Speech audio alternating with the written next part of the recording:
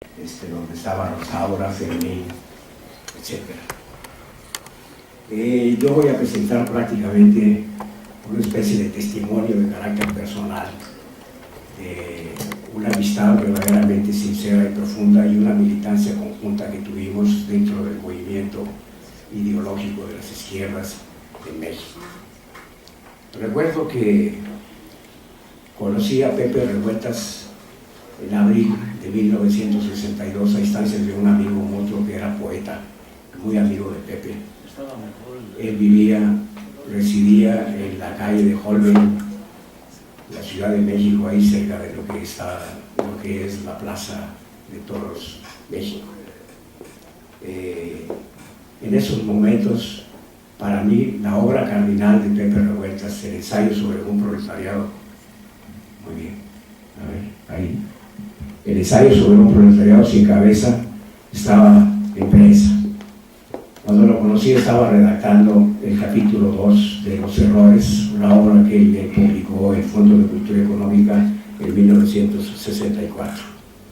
El contexto más importante que nos condujo a nuestro encuentro fueron las huelgas ferrocarrileras, el acontecimiento obrero más importante de México en el siglo XX, que Pepe Revueltas y otros compañeros siguieron al pie de la letra y que dieron por resultado un magnífico y profundo artículo que se conoce como Enseñanzas de una derrota, que fue la derrota de las huelgas ferrocarrileras por la represión gubernamental de 1958-59.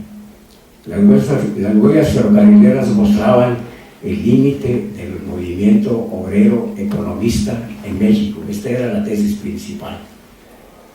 Desde el punto de vista de la lucha sindical, las huelgas habían conquistado todo lo que podían conquistar, pero el movimiento no tenía los suficientes elementos ideológicos y políticos para seguir adelante en una etapa de lucha política en contra de un Estado del cual no comprendían verdaderamente su fondo y sus objetivos, y por otra parte señalaban una cosa que fue verdaderamente radical para toda la concepción de Pepe posteriormente, de que lo que había fallado fundamentalmente en el movimiento ferrocarrilero del 58-59 era la falta de un verdadero partido político revolucionario de la clase obrera. Pepe, como ustedes saben, tuvo una vida muy azarosa. Estuvo 2 veces en las Islas Marías por motivos políticos y obviamente se echó los años de preso en el Lecumberri hasta que fueron amnistiados los presos en 1970. Pepe en este sentido deslindaba perfectamente lo que era la lucha política de los trabajadores respecto al Estado. Para él era un asunto verdaderamente cardinal y señalaba que uno de los grandes defectos del movimiento obrero mexicano, aparte del charrismo que tradicionalmente se ha encargado de atar las manos de los trabajadores mexicanos aún en este momento, el hecho era que no separaban de ninguna manera los intereses del movimiento obrero de los intereses del Estado y del gobierno en particular. La conversación inicial con Pepe era una conversación que tenía un fondo verdaderamente extraordinario. Quizá para las generaciones actuales muchas de estas cosas no son comprendidas, quizá porque nunca han recibido una lección sobre estas cosas o porque sencillamente no han querido acercarse a la experiencia de aquellos tiempos. Pero nos tocó vivir la época del nacimiento de la Revolución Cubana. Para nosotros los revolucionarios en América Latina, la Revolución Cubana fue muy importante, porque el socialismo que nosotros veíamos como una idea, o como un ideal, como luego dijeron, mostró que efectivamente podía ser realizado, podía convertirse en una realidad plena. Ese es el valor histórico de Cuba, independientemente de las otras cosas que pueden adolecer defectos en el socialismo cubano. Esto es la gran aportación de Cuba al socialismo general en la historia, haber demostrado que en América Latina esto era posible, y quienes creíamos y seguimos creyendo en el socialismo sentíamos entonces que Cuba era el mejor camino para seguir adelante.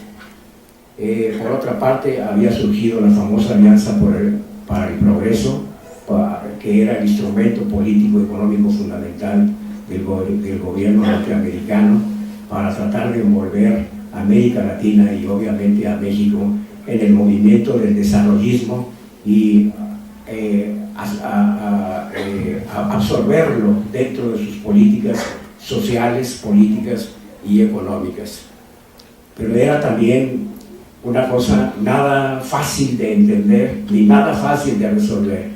En 1961 se realizó la última reunión de partidos socialistas del mundo, que fue donde surgieron las famosas divergencias chino-soviéticas y que hasta la fecha siguen siendo incluso irreconciliables, aún en países que han dejado de ser estrictamente socialistas, como son el caso de Rusia y el caso de China. Las divergencias chino-soviéticas habían abierto la posibilidad del socialismo pacífico, pero habían abierto al mismo tiempo la posibilidad de un socialismo que simplemente se llamaba socialismo de masas y no socialismo basado en la clase obrera organizada, que era el planteamiento original de Lenin al respecto. Comenzábamos a oír los primeros ecos de los crímenes de Estados Unidos en Vietnam. Estamos hablando de 1962. Comenzaba a oírse. En Vietnam expulsó a Francia del dominio que tenía establecido ahí en 1956 y fue suplido el dominio francés por el dominio norteamericano y apenas cobraba fuerza. Hemos de recordar que la guerra de Vietnam tuvo un carácter mundial que nos hizo sentir parte de un movimiento único a lo largo de todo el mundo. Quienes vivimos en esa época y protestamos y procuramos contribuir de alguna manera a defender al pueblo de Vietnam, hemos de recordar qué tanto verdaderamente hizo ese movimiento por los trabajadores del mundo y qué tanto hicimos todos nosotros por hacer que Vietnam fuera respetado y finalmente que Estados Unidos fuera expulsado de sus dominios. Y la otra parte, la parte más engañosa, el desarrollismo. A través de la CEPAL, la Comisión Económica de América Latina, y a través de la Alianza para el Progreso, nosotros aprendimos a seguir el camino de los Estados Unidos. Nosotros se nos enseñó a querer ser igual que los Estados Unidos, igual en su régimen de consumo, igual en su pseudodemocracia, igual en su régimen ideológico, igual en todas esas cosas. Esto era lo que se escondía en el famoso desarrollismo en el que lamentablemente cayeron las izquierdas de aquellos tiempos. En ese sentido no había diferencia entre el discurso que daba el Estado burgués y el discurso que tenían las izquierdas. Parecía que coincidían no solo los términos, sino incluso los conceptos. Verdaderamente la alianza, el desarrollismo tuvo un desenlace no solamente fatal, sino además trágico, porque el desarrollismo se convirtió en una paradoja. Buscábamos nosotros ser igual a los grandes, avanzados, como si eso fuera un mérito, en lugar de buscar nuestra propia existencia. En lugar de querer ser lo que somos nosotros verdaderamente como nación soberana y libre de los mexicanos, queríamos ser como lo que eran los grandes. De ahí estuvo el error. De manera que entonces se comenzaron a sustituir las importaciones, una política que venía desde la época de Cárdenas, y se comenzó a establecer, a producir una serie de artículos que se llaman artículos de consumo en general, como la vestimenta, como el mobiliario, como muchas cosas. Pero que se entendía que nos íbamos liberando del dominio económico exterior y paradójicamente en la medida en que éramos más independientes del dominio exterior, éramos más dependientes. Paradójicamente así era, porque el hecho de que nosotros tuviéramos una empresa o una rama empresarial que era capaz de producir todos estos bienes de carácter nacional, implicaba que teníamos que importar maquinaria, que teníamos que importar bienes de producción, herramientas, materias primas y materias secundarias. Entonces cada vez éramos más dependientes. Es como si Estados Unidos nos hubiera dado permiso de que produjéramos los bienes secundarios y los bienes primarios de las fuerzas productivas quedaran en sus manos. Por eso decíamos, por un lado éramos más independientes, por otro lado nos hacíamos más dependientes. Y en esta curva fatal de la historia, caímos nosotros a finales del sexenio de Díaz Ordaz. En el 68 se escribe en esta condición específica, ¿no?, que vivía México, de un régimen desarrollista que comenzaba a mostrar su lado más negro y más terrible, y los resultados inevitables de gobiernos autoritarios como el de Díaz Ordaz, y finalmente de gobiernos que pudieron sobrevivir solamente a costa de endeudarse, como ha sucedido a partir del gobierno de Echeverría en 1970-76. ¿Cuál era entonces el centro de estas conversaciones que tuvimos con nuestro gran amigo Pepe Revueltas? La inexistencia de un partido de la clase obrera capaz de organizar sus luchas, capaz de dirigirlas hacia una sociedad nueva donde el trabajo fuera verdaderamente libre y pudiera entonces construirse y vivirse y producirse y trabajarse para los trabajadores mismos. Esta fue verdaderamente el argumento o el fundamento principal de la fundación de lo que se conoció como la Liga Leninista de Espartaco, que nace en 1960 a raíz de la expulsión de Pepe Revueltas y otros compañeros de las células Carlos Marx y otras.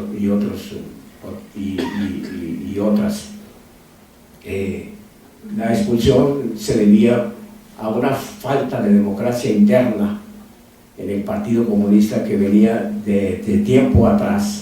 A Pepe lo expulsaron 3 veces del partido, 3 veces volvió a ingresar y finalmente hasta 1960 se dio cuenta de que verdaderamente él no cabía y los demás compañeros de la Liga tampoco cabían en él.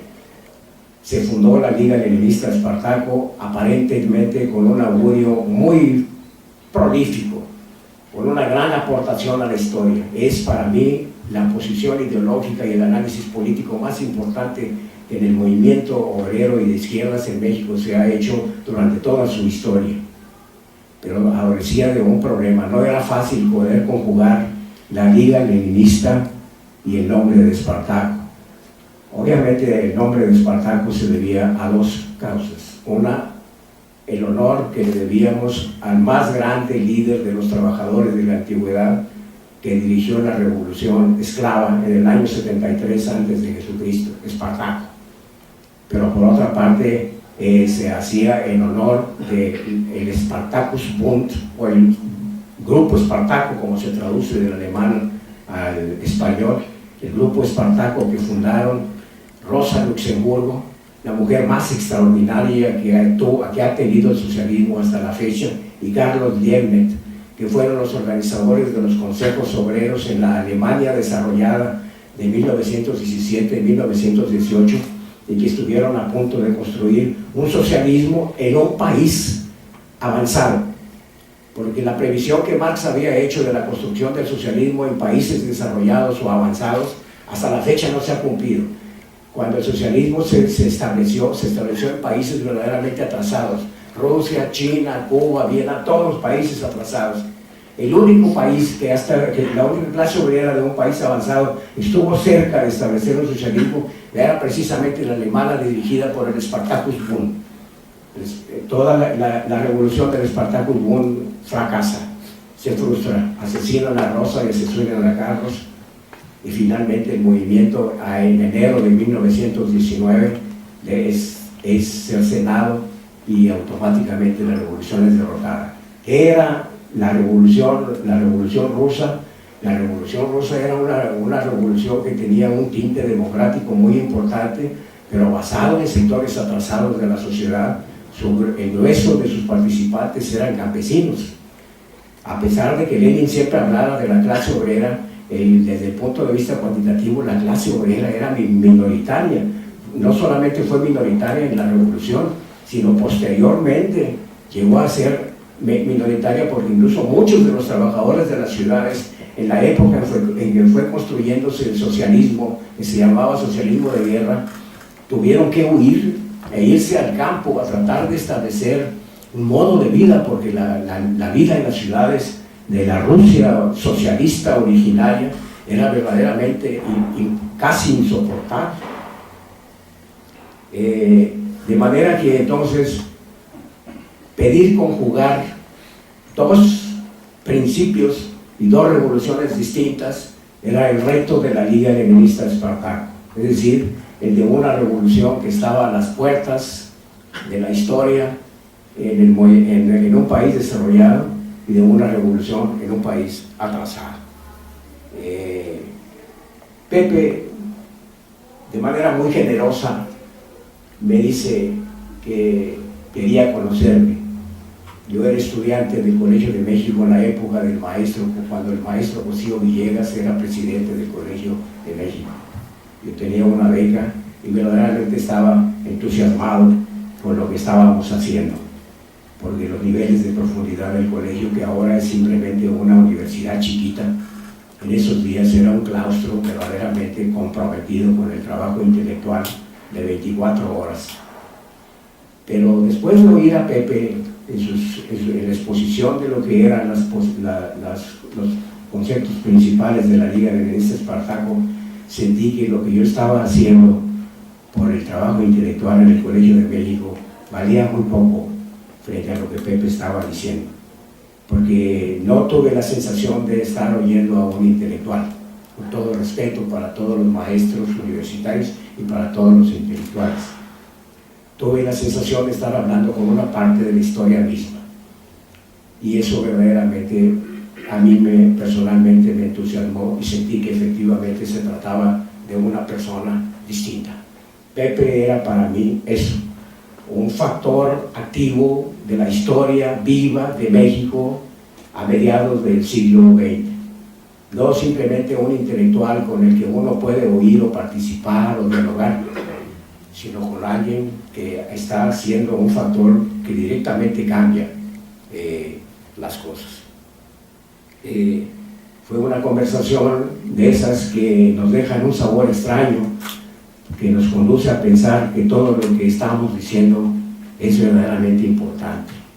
Cuando nosotros oímos a los profesores, lo digo también porque he sido profesor universitario, aunque no lo soy en este momento, nosotros oímos de los profesores muchas cosas, y una de las virtudes que tenemos los estudiantes es descartar lo secundario y tratar de captar lo más importante y lo primario que dice el profesor.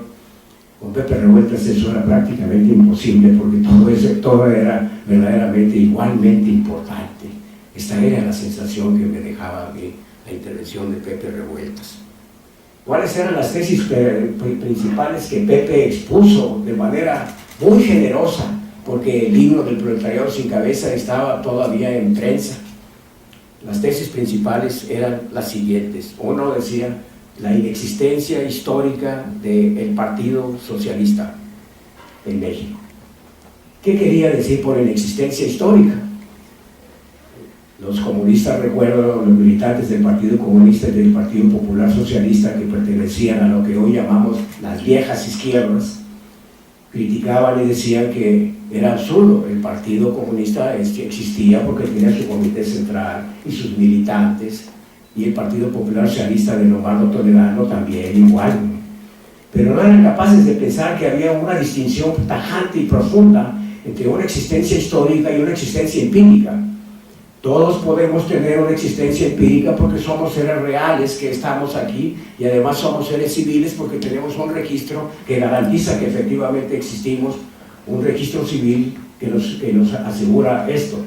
Sin embargo, el problema central es si nosotros somos capaces de cumplir con la misión o con la función importante que tenemos en un momento dado. Cumplir con esa misión, cumplir con la función de una clase social o de un partido o de un grupo o de un personaje, constituye su existencia histórica. Por eso nosotros no podemos humanizar, como se dice, a los héroes. No podemos rascarle perversamente a la vida íntima de los grandes héroes de nuestra patria y tratar de ver las cosas menores, incluso a veces los errores que se cuelan en la historia y que cada quien está propenso a cometerlos. Porque lo más importante de los grandes héroes no son los pequeños detalles ni su vida privada. Lo más importante es la herencia que nos dejan y la vida pública y la obra pública que entregan al país para construir una nueva historia. De manera que entonces la vida histórica la existencia histórica de un Hidalgo o de un Morelos o de un Villa o de un Zapata es precisamente la obra que aportan, la obra que nos entregan y que permite entonces empujar la historia de México un paso al menos hacia adelante. De manera que entonces el problema del partido era que por un lado había partidos socialistas, prácticamente la Tercera Internacional se había encargado de fundar partidos socialistas y comunistas en todos los países del mundo, pero que no cumplían con la tarea de liberar a la clase obrera. Esto por un lado. Esto quería decir entonces, decía Pepe Revueltas, que los partidos están enajenados. ¿Qué es estar enajenado? Nosotros sabemos que en derecho romano enajenar es cambiar un bien de dueño. Esto es enajenar. Estar enajenado significa no ser dueño de sí mismo. Un concepto que no podemos aplicarle ni a un partido ni aún a nosotros mismos, porque si dijéramos que cada quien es dueño de sí mismo, quiere decir que lleva a su esclavo dentro de sí. Un ser libre no tiene ningún dueño, ni tiene ningún esclavo dentro de sí. Está al margen de ese tipo de consideraciones. Sin embargo, es muy importante observar que, aparte de esta distinción elemental que tiene el concepto de enajenación, está la otra. Es decir, de que en un momento dado no se es dueño de su propio destino. La clase no era dueña de su propio destino porque la clase había sido manipulada y maniatada por el corporativismo que había fundado el régimen de la Revolución Mexicana desde 1918 con la CROM. Pero el partido tampoco, porque el partido, como todos sabemos, el Partido Comunista obedecía a las instrucciones de la Tercera Internacional. Ustedes recordarán curiosamente, de manera anecdótica, que cuando cayó la Unión Soviética en 1991, se abrieron los archivos de la KGB. La cuestión secreta se puso a la vista y apareció un recibo de este tamaño de $10 millones que el Partido Comunista de la Unión Soviética enviaba a Arnoldo Martínez Verdugo, el dirigente del Partido Comunista Mexicano en los 60s. No estoy tratando de linchar a nadie, ni tratando de quitarle el respeto a Arnoldo. Arnoldo ya murió y merece obviamente nuestro respeto. Sería una vileza de parte nuestra que hiciéramos una crítica indigna. Estoy hablando de algo sistemático, no de algo personal. Pero efectivamente lo que sucedía era que el partido no era dueño de su propio destino, porque simplemente seguía las instrucciones, como prácticamente todos los partidos del mundo, que emergían de la Tercera Internacional dirigida por la Unión Soviética. Para Marx entonces, para Revueltas entonces, había que lograr hacer aquello que Marx decía en la crítica de la economía política. Hay una frase verdaderamente genial, no solamente por su construcción, sino por su gran alcance ideológico y de principios, en este libro de Marx de 1859. Para Marx vivimos en la prehistoria humana, porque vivimos en una historia en la que el ser humano no conduce su propio destino, sino que los productos que él ha producido se vuelven en contra de su interés y en lugar de que sean dóciles, domésticos a sus órdenes, se convierten en amos que lo obligan y lo oprimen, decía Marx. Y por eso entonces el socialismo tiene un alcance mayor, ingresar en la historia, en una nueva historia humana basada entonces en el hombre libre que es capaz efectivamente de conducir su propio destino y entonces desenajenarse, que quiere decir conquistar libremente el modo de ser de su propia existencia. Este era el principio fundamental que inspiraba y que reforzaba todas las aristas que tenía la problemática de la construcción del verdadero partido de la clase obrera, como decía el lema fundamental de la Liga Leninista Espartaco. En nuestro México, Pepe veía dos manifestaciones fundamentales de esta enajenación histórica que padecíamos y que seguimos padeciendo. Por un lado, la burguesía había nacido enajenada, decía. Recordemos que en 1830 el señor Lucas Alamán, el jefe del Partido Conservador Mexicano, trata de impulsar la industria a través de la fundación del Banco de Alino, sacando del Estado 6 millones de los impuestos que se recababan a través de las aduanas exteriores, 6 millones para subsidiar a los empresarios incipientes mexicanos e impulsar la industria. México había conquistado su independencia, sí es cierto, pero México no había conquistado su soberanía, no la conquista incluso todavía en este momento. México nace a la vida independiente sin un Estado fuerte, sin una economía desarrollada, sin una sociedad civil desarrollada, sin un sistema educativo que pudiera, cuando menos, preparar a las gentes. México nace de ese modo. Y entonces, obviamente, todo lo que sucede enseguida no aparece simplemente como un desarrollo espontáneo de la historia, como había sucedido en el caso de Europa, que lentamente, a medida que se iba desarrollando la nueva economía del mundo moderno, iba creciendo la clase burguesa, iban creciendo las nuevas sociedades, aparecía la teoría de la sociedad civil por Locke en su famoso libro El ensayo sobre el gobierno civil, y el hermoso texto del contrato social de Rousseau. Aquí, en cambio, se trataba de fundar una empresa y una burguesía con base en los recursos de carácter público, mientras que la burguesía tiene como fundamento más importante el carácter privado, no solo de su existencia, sino de su propiedad. Se trataba de hacerlo al revés. Obvio, ya lo sabemos, cualquiera que haya llevado un curso de Historia de México lo sabe, ese proyecto fracasó. Lo más interesante y lo más paradójico es que no fueron los liberales los que buscaron impulsar la industria, sino fueron los conservadores. El jefe del Partido Conservador, Lucas Alamán, fue el autor de este proyecto. Pero la clase entonces surge enajenada, es decir, surge sin conciencia propia de su destino. Me refiero a la clase burguesa. Pero la clase trabajadora mexicana también surge de ese modo. Nosotros vemos a lo largo del siglo XIX distintos grupos de obreros o de trabajadores mexicanos. La mayor parte de ellos no son asalariados, la mayor parte de ellos son restos de los viejos regímenes de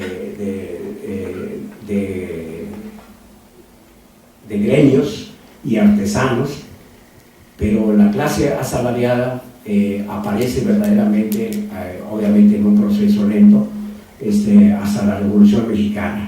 Tunerman, en su famoso libro de la lucha por la paz y por el hambre y por la vida, señalaba que en México en 1910 tenía 30,000 trabajadores asalariados. Eso constituía la clase obrera mexicana.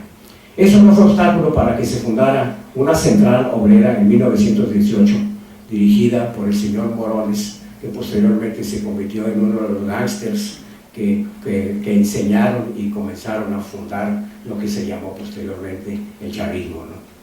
¿Qué sucedió? ¿Qué pasaba con la fundación de este tipo de organizaciones obreras que hablaban a nombre del movimiento obrero, que organizaban al movimiento obrero, pero que no defendían los intereses obreros?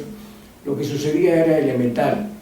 Sería nada más la lección que la Casa del Obrero Mundial les había dado. A muchas gentes he notado que algunas veces les parece curioso lo que se dice de la Casa del Obrero Mundial, porque de alguna manera había una especie de inspiración en las Flores Magón por parte de los fundadores de la Casa del Obrero Mundial.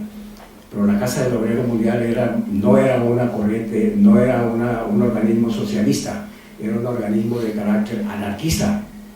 Y lo decía Rosendo Salazar, uno de los líderes más importantes y más honestos que ha tenido el movimiento obrero. Decía, la Casa del Obrero Mundial no es marxista, la Casa del Obrero Mundial no es socialista, la Casa del Obrero Mundial no es comunista, no es cooperativista, la Casa del Obrero Mundial no puede ser otra cosa sino anarquista.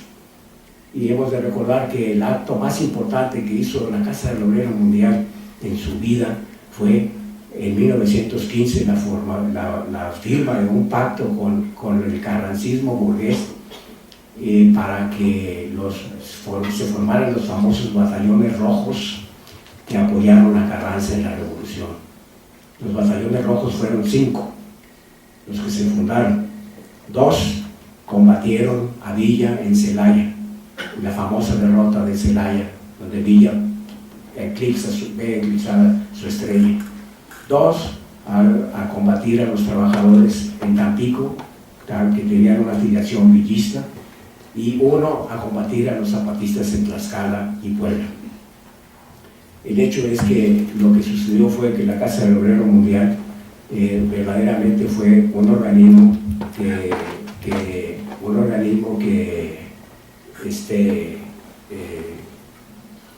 digamos,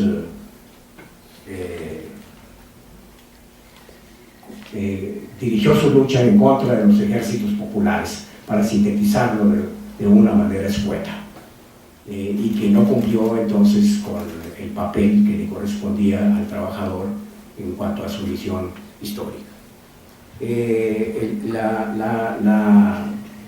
La enajenación entonces del movimiento obrero en México corría pareja a la enajenación de la burguesía mexicana, y por eso curiosamente se ha dicho una de las frases más debatidas de Pepe Revueltas, pero que tiene una profundidad de análisis histórico extraordinario, es que en los países burgueses de Europa la burguesía construyó su propio Estado. En los países latinoamericanos fue el Estado el que construyó su propia burguesía. Primero fue el Estado y después esto, y lo vemos porque la misma clase, como decíamos, era simplemente un pequeño grupo. La mayor parte de los trabajadores en la época de la Revolución eran gente de trabajadores del campo o de artesanos, pero clase trabajadora en el sentido marxista, es decir, como una clase levantada fundamentalmente sobre el trabajo, no tenía todavía esa composición. De allí que entonces el problema de la clase obrera, a la que decía responder la Liga Leninista de Espartaco a través de la fundación de su verdadero partido, tuviera que sufrir un giro en su concepto. Para la mayor parte de las gentes de izquierda, la clase trabajadora es simplemente aquel que realiza un trabajo, o en última instancia simplemente aquel que realiza un trabajo asalariado a las órdenes de un empresario privado, que a través del salario que le paga le absorbe el valor que es producido a través del mecanismo de la plusvalía. Todo el mundo sabe ese mecanismo, pero el problema es que aquí la clase entonces se complicaba. La clase no aparecía como una clase naturalmente revolucionaria, sino que había que construirla como una clase revolucionaria, porque desde el punto de vista de su existencia inmediata no lo es, simplemente es un grupo social más, y entonces había que agregarle además a esto aquel texto que Marx había presentado en el primer Congreso de la Internacional en 1864. Decía Marx que los trabajadores tenían una virtud, la fuerza de la unión y el número, lo que faltaba el saber, y no solamente el saber de lo que son sus intereses históricos, sino al mismo tiempo faltaba entender que la clase debía de convertirse en un partido político. Esta era la gran tesis a la que había llegado Marx, es la tesis que se constituye en la gran estrella de la Liga Leninista de Espartaco. Es decir, el movimiento obrero mexicano ha sido capaz de luchas heroicas desde el punto de vista sindical, pero no ha sido capaz hasta el momento de encontrar su propio rumbo político e histórico. Este es el asunto central al respecto. Su concepción del partido era la concepción de un cerebro. Es frecuente encontrar este símil en el caso de Pepe a lo largo de su obra. Decía que un partido era como un cerebro. Es decir, un cerebro es un aparato que a través de su sistema neuronal se conecta con todo el exterior que nos rodea, absorbe todo lo que nos rodea, lo toma a través del mecanismo de la información y finalmente lo organiza a través de las sinapsis neurofisiológicas en la corteza nerviosa superior, y entonces surgen las grandes decisiones, las grandes propuestas, las grandes ideas, las grandes construcciones a través del cerebro. Para Pepe Revueltas, el partido de la clase obrera era cerebro, ¿sí? No el déspota que se apropia del interés y la voluntad de los trabajadores, sino simplemente la manera como el trabajador se organiza, se conecta con el mundo y a través de lo que recoge del mundo es capaz entonces de dar una respuesta a sus problemas. Y esto solamente es posible, decía Pepe Revueltas, restableciendo el orden del centralismo democrático. Efectivamente se habían hecho críticas desde la Revolución Rusa. El maestro señalaba este caso de que se acusaba en algunos casos a Lenin de que efectivamente quería establecer una dictadura personal en el Comité Central del Partido Ruso. Lenin, en cambio, decía que lo que debía regir la dinámica del partido era el centralismo democrático. En pocas palabras, que todos los que formamos parte del partido, y en este caso toda la clase obrera, debe ser capaz de analizar y emitir sus propias resoluciones de manera completamente libre, para lo cual obviamente se exige educar a la clase obrera, o que la clase obrera consiga los elementos para educarse. Eso por un lado, de manera completamente democrática, pero que al mismo tiempo, a la hora de tomar una decisión, es muy importante la unidad. Es decir, el hecho de que nosotros seamos completamente libres de pensar hace que efectivamente cada uno pueda destellar todas las ocurrencias que le pueden surgir en el cerebro, que pueden ser más avanzadas incluso que de lo que se realiza o más atrasadas, pero que finalmente implican una cosa: la necesidad de coordinar todos estos esfuerzos a la hora de la acción y poder lograr la unidad de la clase trabajadora como base importantísima para poder seguir adelante. El principio del socialismo, el principio del centralismo democrático es uno de los principios básicos que impulsó, aunque era conocido en el leninismo, pero en la época estalinista desapareció del escenario, que impulsó la Liga Leninista de Espartaco, en la que Pepe era el factotum, era el constructor fundamental. Lo vuelvo a decir, a través de un libro extraordinario como el ensayo sobre un proletariado sin cabeza. Pero al mismo tiempo, decía Pepe, no nos engañemos en lo que estamos planteando. Nosotros podemos defender el interés de los obreros, de uno, de dos, de tres, pero fundamentalmente de todos. No se trata de que nosotros nos convirtamos en los amos del mundo y que la clase obrera tenga derecho a hacer lo que quiera con todo el resto de la sociedad. Al contrario, la clase obrera está obligada al cambiar las condiciones de vida de la sociedad en general, al mismo tiempo que se libera a ella, libera a todos los demás. Aquellos que aspiren a liberarse y que no sean obreros, lo mejor que pueden hacer, decía Pepe, es sumarse a este interés fundamental de la clase obrera. De manera que entonces la clase obrera es el adalid de la humanidad. La lucha entonces por el socialismo de clase es al mismo tiempo la lucha por una nueva humanidad que sea capaz de detener algo que a Pepe le dolía mucho en su tiempo. Posteriormente acabamos muchos de nosotros riéndonos de este asunto porque el capitalismo y el socialismo nos lo enseñaron. El caso de la posibilidad de la guerra nuclear, en torno a la cual el mundo vivió momentos incluso muy difíciles en octubre de 1962, cuando la Unión Soviética estableció cohetes en Cuba y estuvimos verdaderamente al borde de una tercera guerra, pero de carácter nuclear. Decía Pepe que la guerra de carácter nuclear incluso rebasaba el interés de las clases y que era el interés de la humanidad lo que estaba de por medio, porque seguramente no quedaría nada con una guerra nuclear ahí. En pleno 1962, en octubre, efectivamente sucede esto. Entonces, el planteamiento que se hace es de un socialismo o de un comunismo plenamente humanista, plenamente humanista. Vamos a recordar que el humanismo forma parte del pensamiento de Marx y del socialismo desde siempre. Marx, en su obra de 1844, que se conoce como los manuscritos económico-filosóficos, hace lo que se conoce el planteamiento de su humanismo, ¿no? De su humanismo. El socialismo siempre dijo que no era posible establecer el humanismo de entrada, sino que había que resolver las necesidades materiales de la sociedad y hacer una serie de cambios hasta que después de que tuviéramos nuevas condiciones, entonces impulsar las nuevas necesidades humanas, entonces impulsar el arte de manera irrestricta, entonces impulsar los valores y todo lo demás. El socialismo fue una promesa que se quedó para el futuro. Ninguno de los países socialistas, incluyendo Cuba, verdaderamente han tomado en serio el asunto de que el socialismo debe marchar junto con el humanismo en este sentido. Y esta era una tesis de la Liga y particularmente de Pepe Revueltas. Es decir, es la humanización del mundo, el socialismo, no solamente el interés de una clase.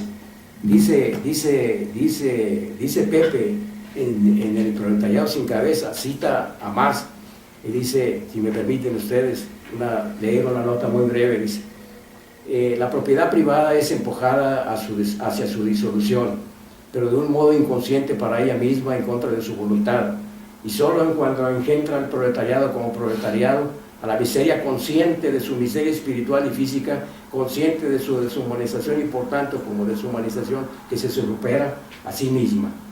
Pero no puede liberarse a sí mismo sin abolir sus propias condiciones de vida, y no puede abolir sus propias condiciones de vida sin abolir todas las inhumanas condiciones de vida de la sociedad actual que se resumen y se compendian en su situación. Se trataba entonces de darle un giro distinto. Ni el socialismo ruso, ni el socialismo chino, ni ninguno de los otros modos de socialismo había puesto el humanismo como un principio. Lo ponían como un resultado que, puesto en la historia futura, se quedó en el aire, siempre se quedó en el aire. Por eso me permito recomendar que a aquellos que se interesen por ver particularmente este detalle, cuando Gorbachev escribió su libro de la perestroika, señalaba una cosa verdaderamente terrible, de algo que parecía no ser real y que sin embargo iba corroyendo al socialismo soviético. Decía: tenemos el mejor sistema de salud del mundo, tenemos los mejores hospitales, los mejores médicos, las mejores enfermeras. El número de camas es mayor por enfermo que prácticamente en todos los países. La pregunta, dice, es ¿por qué no funciona? No funcionaba. Parecía que todo marchaba mal, la máquina andaba mal verdaderamente. Y era la carencia de sentido. Para el médico, para la enfermera y para todas estas gentes que tenían el mejor instrumental y todo lo demás, no tenía verdaderamente sentido. Sí, para la mayor parte incluso no tenía sentido ir a trabajar, sino que era más importante echarse un trago de vodka que ir a trabajar todos los días a la empresa. Esto es muy importante porque una de las grandes aportaciones muy específicas para todo el socialismo mundial de la Liga Leninista-Espartaco fue poner en el mismo nivel de importancia el principio del humanismo que el principio de la liberación del trabajo desde el punto de vista económico.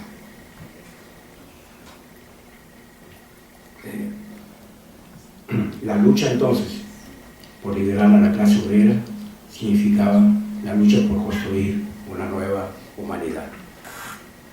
Y entonces se generaba un nuevo escenario de la lucha por el socialismo.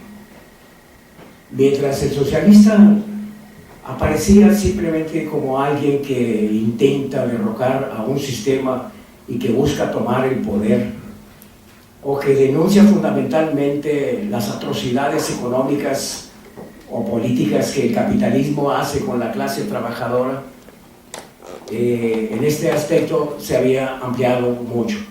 La concepción de la Liga Leninista-Espartaco es que el interés obrero era simplemente el motor que disparaba las luchas y los movimientos, pero que aparte de ese interés obrero estaba el interés de la historia, que ya señalábamos acá, el hecho de tener una historia desenajenada, y el interés de la humanidad.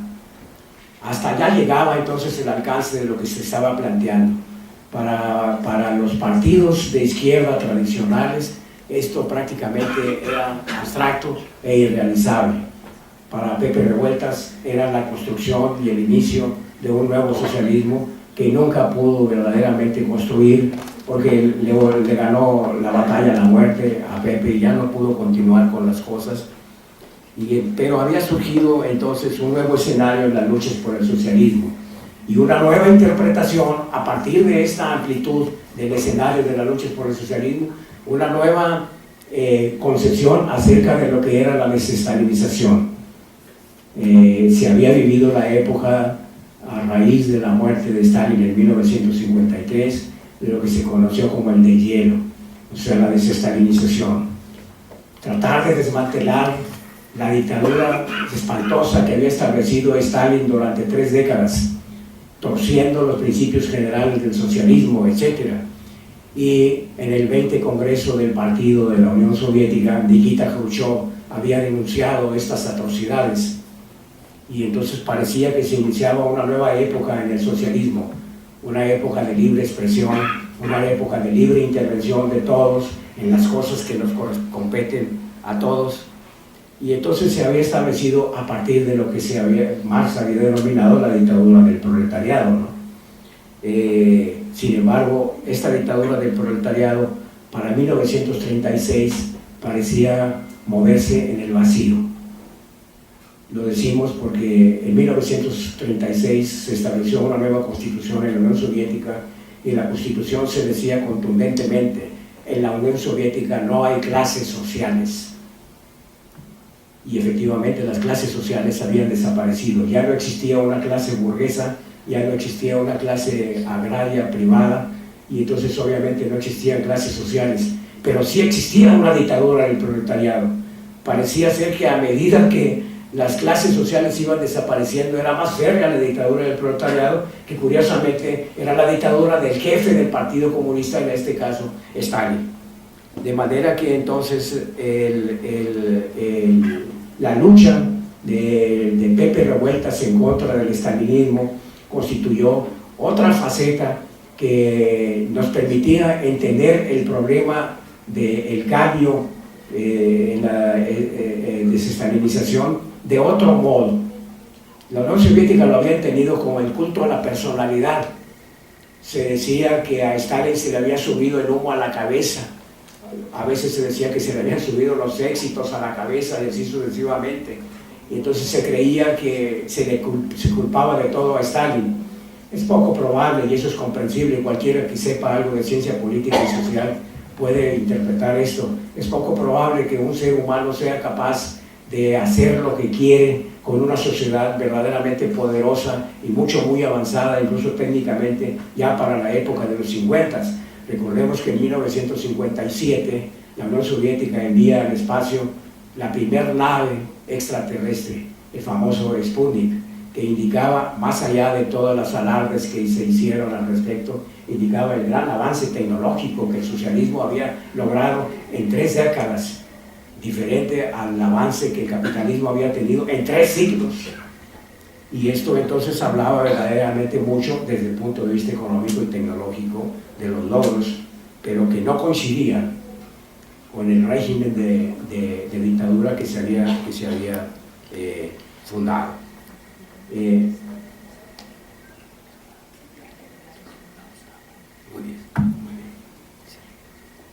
A raíz de esta conversación iniciamos, Pepe Revueltas y yo, una amistad verdaderamente profunda y extraordinaria. Varias veces me preguntó qué era lo que hacía que la amistad entre él y yo mantuviera ese respeto y esa continuidad a lo largo de mucho tiempo. Él había nacido en la Primera Guerra Mundial y yo había nacido en la Segunda, pero para Pepe las diferencias no existían. No porque creyera, como muchos viejos de ahora, que la juventud se lleva en la cabeza y eso. No, la edad pesa, la edad le pesa a cualquiera. Pero con Pepe se podía hablar de tú por tú, no precisamente por el hecho de igualarnos en ese sentido, sino porque Pepe hablaba con conceptos. Es decir, a Pepe los análisis empíricos no le interesaban. Nunca oía uno a Pepe analizar una cosa al aire o denunciar una cosa al aire, sino extrayendo o planteando por delante los conceptos fundamentales que fundaban eso. De manera que entonces eso hacía que la relación con Pepe Revueltas pudiera ser plenamente igualitaria. pero al mismo tiempo era una relación asimétrica. Pepe militó en el Partido Comunista desde que era prácticamente un adolescente y ahora tenía un buen número de décadas comparadas con un jovenzuelo como era yo, que apenas tenía 20 años en esos días, y que sin embargo podía hacer posible dos cosas.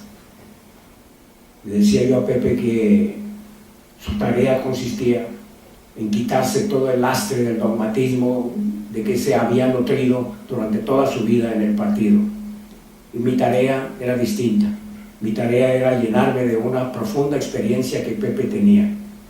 Y parecía ser que en ese sentido siempre nos complementábamos y parecía ser que aprendíamos mutuamente.